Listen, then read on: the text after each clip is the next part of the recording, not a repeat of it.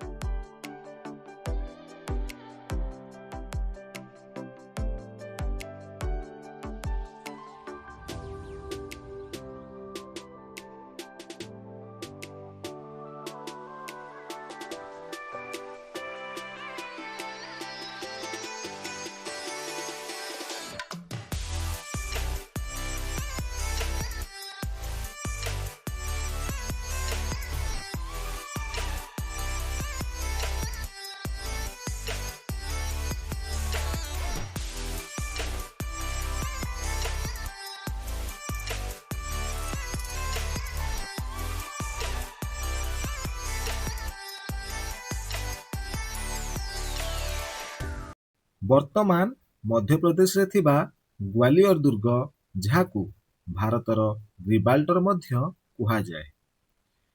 ଏହାର ଗଠନ ଅତି କମରେ ଅଷ୍ଟମ ଶତାବ୍ଦୀରୁ ରହିଛି ଏବଂ ଦୁର୍ଗ ସଂକଳନ ମଧ୍ୟରେ ମିଳିଥିବା ଶିଳାଲେଖ ଏବଂ ସ୍ମାରକୀ ସୂଚାଇ ଦିଏ ଯେ ଏହା ଷଷ୍ଠ ଶତାବ୍ଦୀର ଆରମ୍ଭରୁ ବିଦ୍ୟମାନ ଥାଇପାରେ।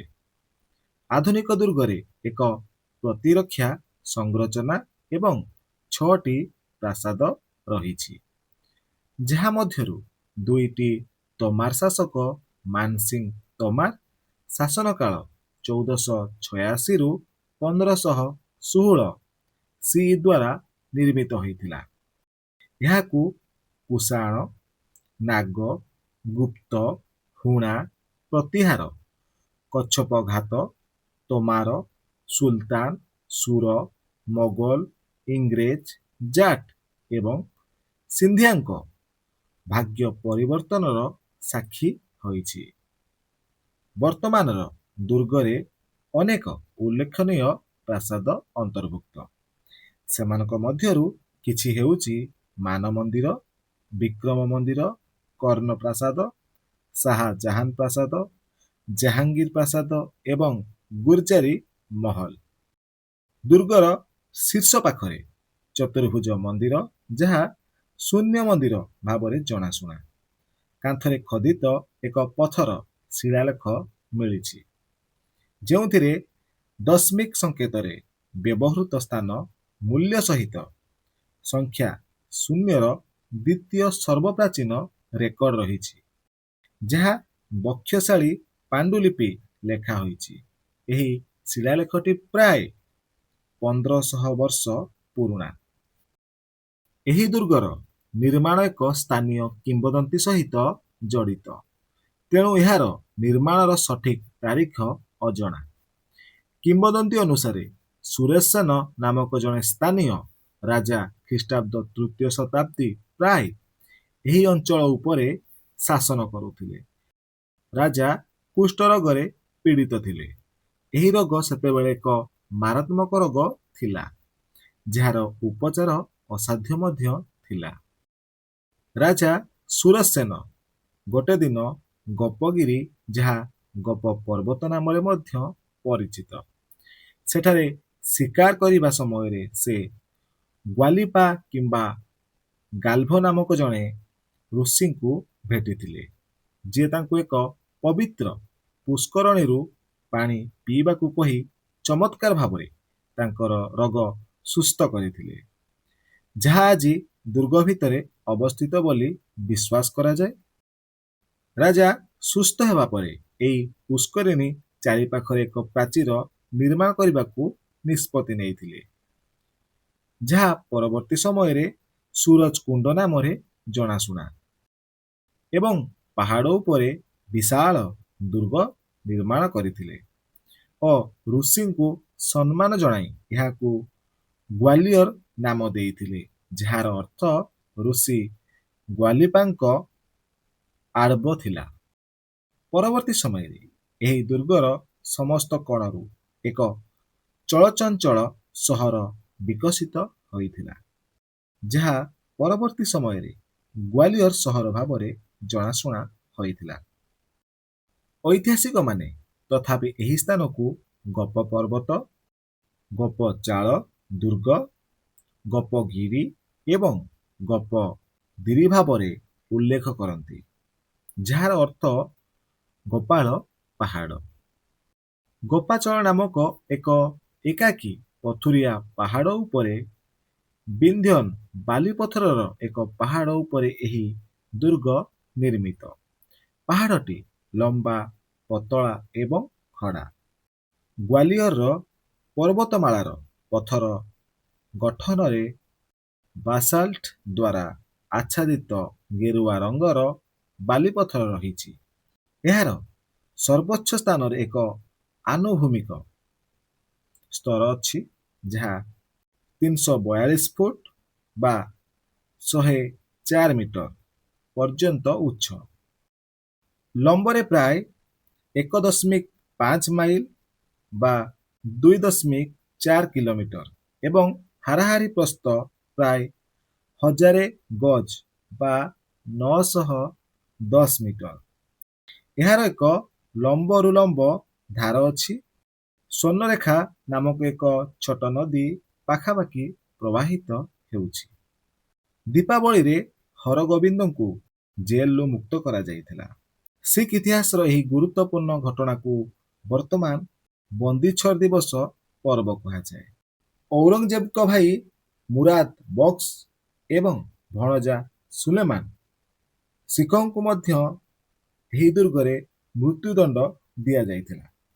ଇତିହାସ ପୃଷ୍ଠାରୁ ଜଣାପଡ଼େ 1659ରୁ 1675 ପର୍ଯ୍ୟନ୍ତ ସିପିହର ଶିଖଙ୍କୁ ଗ୍ୱାଲିୟର ଦୁର୍ଗରେ ବନ୍ଦୀ କରାଯାଇଥିଲା ଏବଂ 1661 ଜାନୁଆରୀରୁ 1672 ଡିସେମ୍ବର ପର୍ଯ୍ୟନ୍ତ ଔରଙ୍ଗଜେବଙ୍କ ପୁଅ ମହମ୍ମଦ ସୁଲତାନଙ୍କୁ ମଧ୍ୟ ଦୁର୍ଗରେ ବନ୍ଦୀ କରାଯାଇଥିଲା।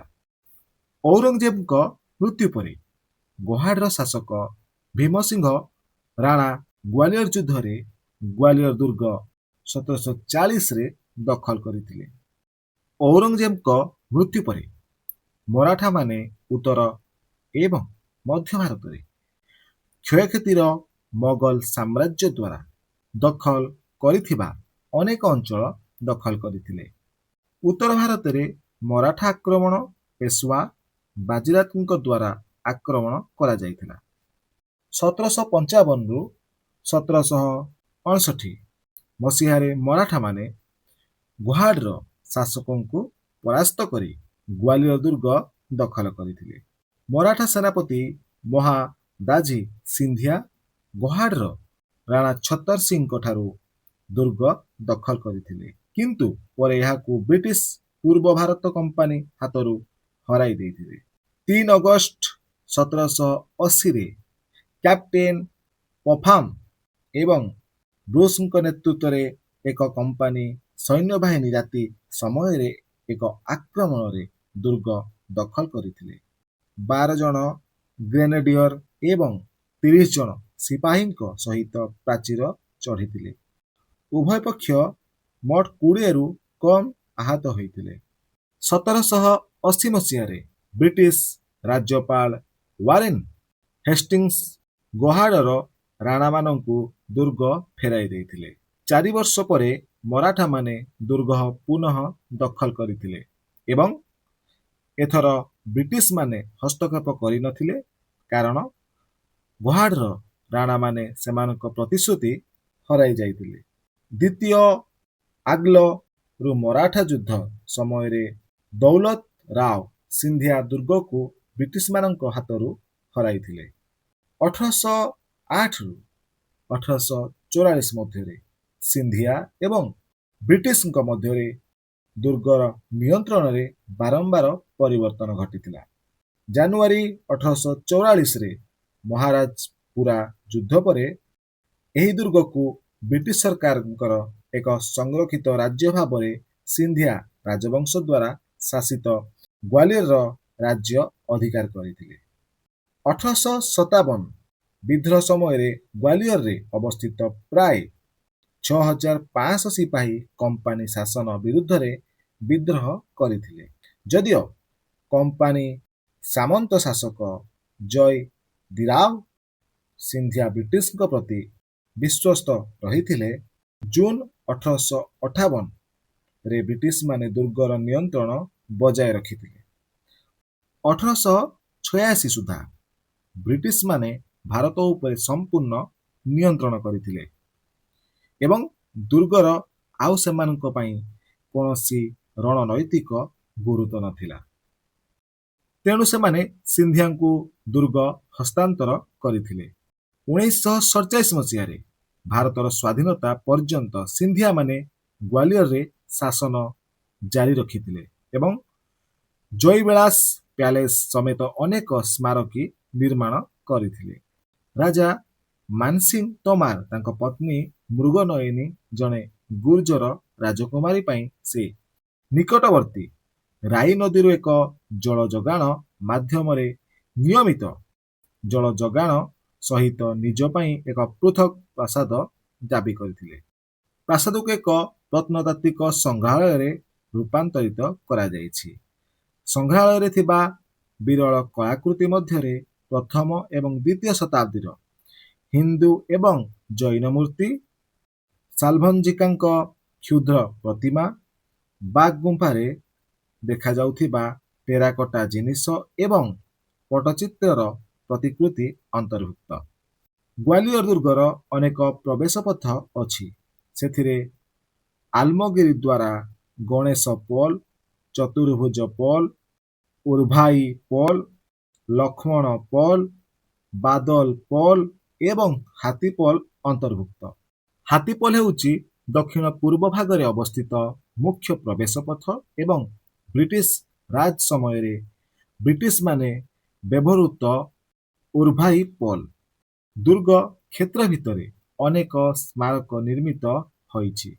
ଏଥିରେ ସିନ୍ଧିଆ ସ୍କୁଲ, ଯାହା ପ୍ରାୟତଃ ଭାରତୀୟ ରାଜକୁମାର ଏବଂ ସମ୍ଭ୍ରାନ୍ତ ପୁଅମାନଙ୍କ ପାଇଁ ଏକ ସ୍ୱତନ୍ତ୍ର ସ୍କୁଲ, ଯାହା 1897 ମସିହାରେ ମାଧୋରାଓ ସିନ୍ଧିଆଙ୍କ ଦ୍ୱାରା ପ୍ରତିଷ୍ଠିତ ହୋଇଥିଲା। 2025 ମସିହାରେ ମଧ୍ୟପ୍ରଦେଶ ସରକାର ଐତିହ୍ୟ ଏବଂ ପର୍ଯ୍ୟଟନ ନିବେଶ ପଦକ୍ଷେପ ପରେ ଅଂଶଗ୍ରହଣ କରିଥିଲେ, ଯେଉଁଥିରେ ଗ୍ୱାଲିୟର ଦୁର୍ଗ ଏବଂ ଏହି ଅଞ୍ଚଳର ବ୍ୟାପକ ସାଂସ୍କୃତିକ ନେଟୱାର୍କ ସହିତ ଜଡ଼ିତ ସଂରକ୍ଷଣ ଏବଂ ବିକାଶ ପାଇଁ ପ୍ରସ୍ତାବ ଅନ୍ତର୍ଭୁକ୍ତ ଥିଲା। ଏକ ରାଜ୍ୟ ପର୍ଯ୍ୟଟନ ସମ୍ମିଳନୀରେ ପ୍ରାୟ 3,500 କୋଟି ଟଙ୍କାର ନିବେଶ ପ୍ରସ୍ତାବ ଉପରେ ଆଲୋଚନା କରାଯାଇଥିଲା, ଯେଉଁଥିରେ ଗ୍ୱାଲିୟର ଦୁର୍ଗ ଏବଂ ଆଖପାଖ ସ୍ମାରକୀ ଭଳି ଐତିହାସିକ ସ୍ଥାନଗୁଡ଼ିକୁ ଲାଭଦାୟକ ଐତିହ୍ୟ କାର୍ଯ୍ୟ ଏବଂ ଭିତ୍ତିଭୂମି ଉନ୍ନତି ସମେତ ଯୋଜନା ଅନ୍ତର୍ଭୁକ୍ତ ଥିଲା।